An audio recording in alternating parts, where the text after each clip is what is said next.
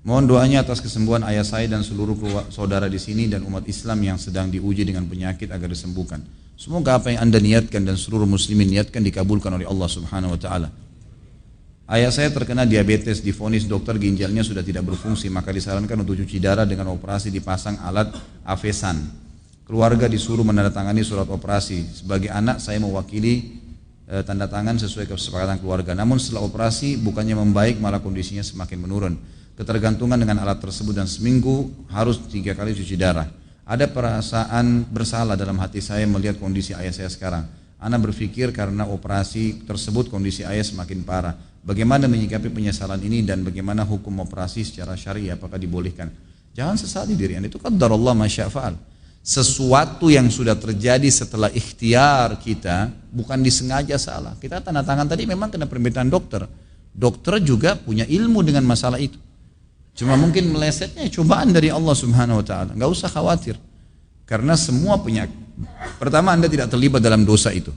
Yang kedua, operasi itu kalau memang dokternya jujur apa adanya gitu kan, dia bukan sengaja memang memusnahkan pasien ini, maka insya Allah dia berpahala, enggak ada masalah. Tinggal masalah bagaimana menghadapi orang yang sedang kena ujian. Ujian berarti jawabannya sabar, enggak ada yang lain.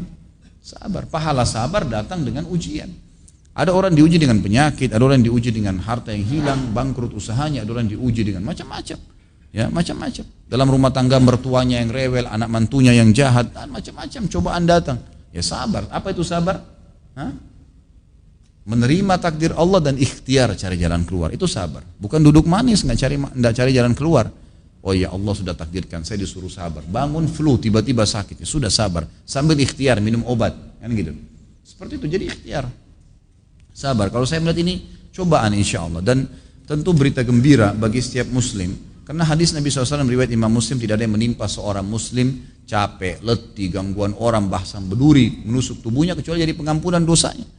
Malah Masya Allah, mungkin subhanallah kita tidak tahu di darah ayah anda ini mungkin ada sesuatu yang haram, Allah mau bersihkan dengan cara itu, kita nggak tahu. Karena yang jelas semua penyakit, bahkan dalam hadis sahih riwayat Imam Ahmad berbunyi, kata Nabi SAW, ada dosa yang tidak bisa diampuni, tidak cukup dengan istighfar, Allah uji dengan penyakit.